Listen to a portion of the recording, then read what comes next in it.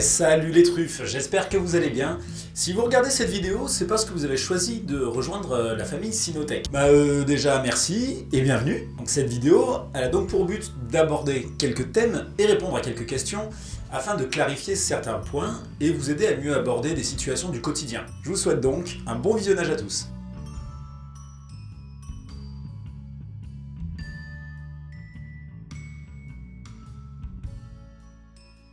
Alors ça, c'est juste pour comprendre de quoi on parle. L'éducation, c'est l'art de préparer un chien à évoluer correctement dans son environnement, en sécurité et en confort pour tous. Bien se comporter avec les humains, ses congénères, ne pas courir après tout ce qui bouge, ne pas tirer en laisse, apprendre à rester seul sans détruire ou développer de l'anxiété, ne pas grogner quand on s'approche de ses jouets ou de sa gamelle, revenir quand on le rappelle, tout ça, c'est de l'éducation. Assis, couché, pas bouger, donne la patte, le travail de recherche, de défense pour certains chiens, le rapport d'objets, etc., etc. Ça, par contre, c'est du dressage.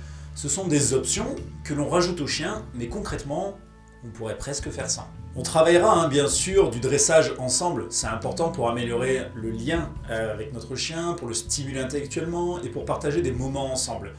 Mais nos attentes étant quand même différentes, on insistera beaucoup moins sur la qualité d'un donne la patte que sur celle d'un rappel par exemple. Alors ça, c'est tout un débat. Internet et les réseaux sociaux ont exacerbé les tensions entre les différentes méthodes.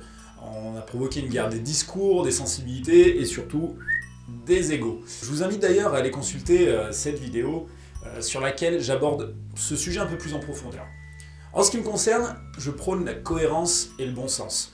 Valoriser les bons comportements, sanctionner les mauvais, sensibiliser les maîtres à récompenser correctement et surtout au bon moment, ou à sanctionner sans violence ou douleur, ça me paraît important. Le monde du chien n'est pas fait que de récompenses, encore moins de punitions, et des méthodes à sens unique sont forcément, tôt ou tard, inadaptées. S'adapter, faire preuve de cohérence, se remettre en question, c'est la base d'une éducation saine selon moi.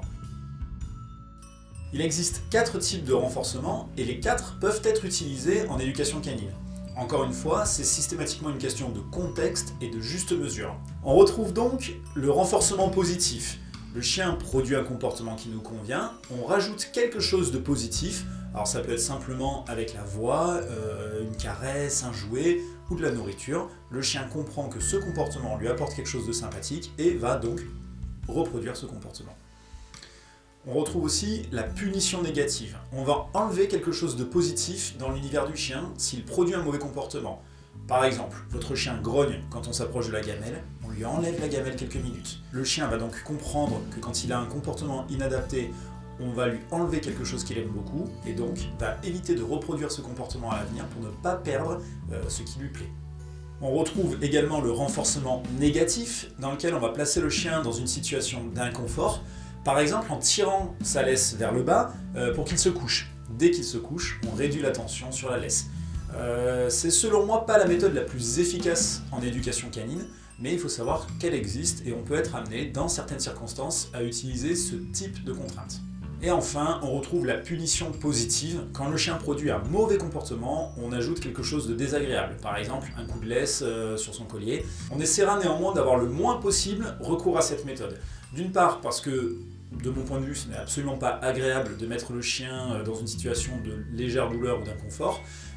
D'autre part parce que le chien comprendra bien mieux les comportements qui lui apportent quelque chose de positif plutôt que les comportements qui lui apportent quelque chose de négatif. Ce qui ne veut pas dire qu'il ne les comprend pas du tout. S'il faut retenir qu'une seule chose, c'est que le chien est d'une nature opportuniste et hédoniste. Il va systématiquement se diriger vers les comportements qui lui sont confortables ou agréables.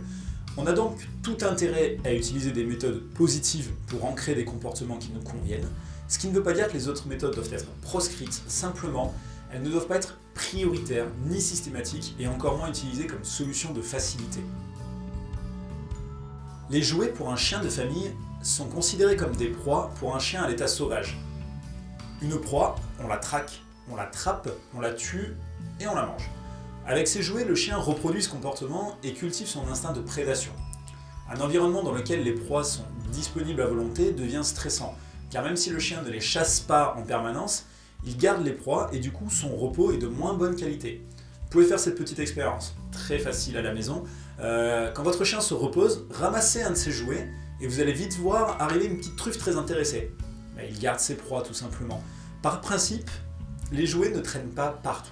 On range les jouets hors de vue et hors de portée du chien, et c'est vous qui décidez quand le chien peut jouer. Quand la maison est calme, vous êtes à table, sur le canapé ou couché, les jouets sont rangés et le chien doit calquer son comportement sur celui de la famille. Par contre, quand la maison est active, ménage, bricolage, sport à la maison, télétravail, c'est la mode, on sort un ou deux jouets et de préférence on interagit un petit peu avec le chien d'ailleurs. Quand on s'absente, on laisse aussi quelques jouets au chien. D'une part, il va rediriger sa frustration sur le jouet et non pas sur la télécommande ou les chaussures. D'autre part, votre absence est renforcée de manière positive par l'arrivée d'un jouet qui lui a manqué. Pour finir avec les jouets, sachant que ce qui est rare est cher, quand vous souhaitez faire de l'éducation avec votre chien, le jeu étant une ressource qu'il convoite, un renforcement positif, il montrera du coup une belle motivation pour travailler avec vous en échange de son jouet. Ce sera donc beaucoup plus facile de le motiver. La nourriture, c'est bien sûr vital pour le chien, c'est également un sujet de motivation. Il est donc important de l'aider à se gérer face à la nourriture. Ne lui laissez pas de nourriture à profusion. Organisez un, voire 2 moments de nourrissage dans la journée, à part pour les chiots où on peut être à 3 fois, et vous laissez la gamelle à votre chien. Si au bout de 20 ou 30 minutes, il ne vient pas manger, on enlève la gamelle et il mangera mieux demain. Souvenez-vous, c'est un peu ce que faisaient nos parents avec nous quand on mangeait pas à midi, et si on arrivait et qu'on disait qu'on avait faim à 2h l'après-midi, en général on attendait au moins l'heure du goûter. Les parents ils ne laissaient pas faire ça. Là c'est pareil pour le chien. Personnellement, moi je nourris mes chiens uniquement le soir, ce qui me permet d'avoir une activité dynamique avec eux toute la journée sans accroître les risques de retournement à l'estomac et surtout de prévoir un seul moment de digestion dans la journée, ce qui en général permet aussi des nuits assez calmes parce qu'ils ont le ventre bien plein et ça fait un gros dodo. Bon, je pense que vous commencez à voir où je veux en venir. Toutes les ressources se gèrent. Les rapports sociaux doivent être majoritairement à l'initiative du maître. Alors, bien sûr, c'est toujours agréable d'avoir son chien qui vient chercher des caresses, et bien sûr qu'il ne faut pas le repousser en permanence. Je ne suis pas en train de vous dire ça. Par contre, de temps en temps, jouez un peu la comédie. Et quand votre chien vient vous mettre un peu la pression pour avoir des caresses et jouer, levez-vous, ignorez-le quelques secondes, allez par exemple vous servir un verre d'eau, et quand vous retournez vers votre chien, faites-lui une caresse, faites-lui des câlins. En fait, vous avez simplement repris l'initiative du contact social. Alors le chien est un animal grégaire, ce qui veut dire qu'il sait vivre en groupe. L'humain aussi est grégaire. Ça ne signifie pas que nous devons communiquer avec tous les congénères que nous croisons dans la rue ou dans n'importe quel environnement. Il en est de même pour les chiens. Donc des rencontres, oui, bien sûr, mais des rencontres intelligentes et encadrées. La qualité de la relation avec les congénères est primordiale. Si votre chien rencontre principalement d'autres chiens avec de mauvais codes canins, trop joueur ou au contraire trop réactif, ça peut arriver, votre chien finira par se comporter de la même façon, pensant que c'est la norme sociale. Et parfois, il est plus prudent d'éviter une rencontre que de la favoriser et d'avoir à le regretter par la suite. Les rencontres en laisse sont à proscrire au maximum selon moi, et je vous invite également à regarder cette vidéo, qui doit apparaître par là, qui est bien plus précise à ce sujet. Au niveau du matériel, je vois énormément de maîtres arriver avec des jeunes chiens, donc encore en éducation, ou des chiens dont l'éducation est à faire, avec des harnais. Le harnais, en fait, est un outil de confort pour favoriser la traction du chien, quand on va par exemple pratiquer de la randonnée, du canicross, du cani-VTT avec lui. Du coup, si on veut expliquer à notre chien que le fait de tirer sur la laisse est une désobéissance et crée donc naturellement un inconfort vis-à-vis du maître, mais que pour le chien c'est confortable, on l'a vu tout à l'heure avec les différentes méthodes de renforcement, il va produire un comportement qui n'est pas désagréable et donc continuer à le produire. Un collier va l'aider à comprendre que quand il tire, c'est désagréable pour tout le monde et va donc éteindre lentement ce comportement. C'est pour ça que le harnais n'est pas un outil que je recommande sur un chien qui est en cours d'éducation. C'est un outil de confort pour certaines situations, en aucun cas un outil d'éducation. Cette même logique, vous m'entendrez souvent vous dire « laisse tendue, relation tendue avec le chien ».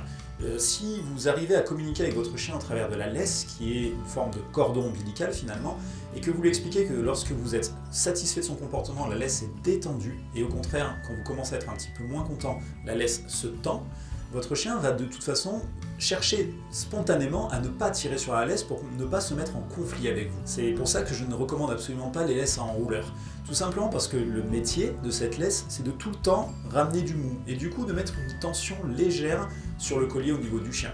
C'est pas forcément du coup un bon message, puisqu'il est en permanence en tension et pense que c'est ça la norme. Alors que bien sûr, la norme, c'est la laisse détendue pour avoir une relation détendue. Pour un chien en éducation, le meilleur choix possible, c'est un collier relativement bien serré et une laisse fixe. Bon voilà les amis, bien sûr je survole un peu tous les sujets et on aura l'occasion d'en reparler ensemble à l'avenir. J'espère malgré tout que ces quelques informations vous seront utiles. Nous du coup, on se retrouve bientôt en chair et en nonos. Chair et en nonos, vous avez compris? Super blague, tous morts de rire. Prenez bien soin de vous et de vos loulous. Et ciao!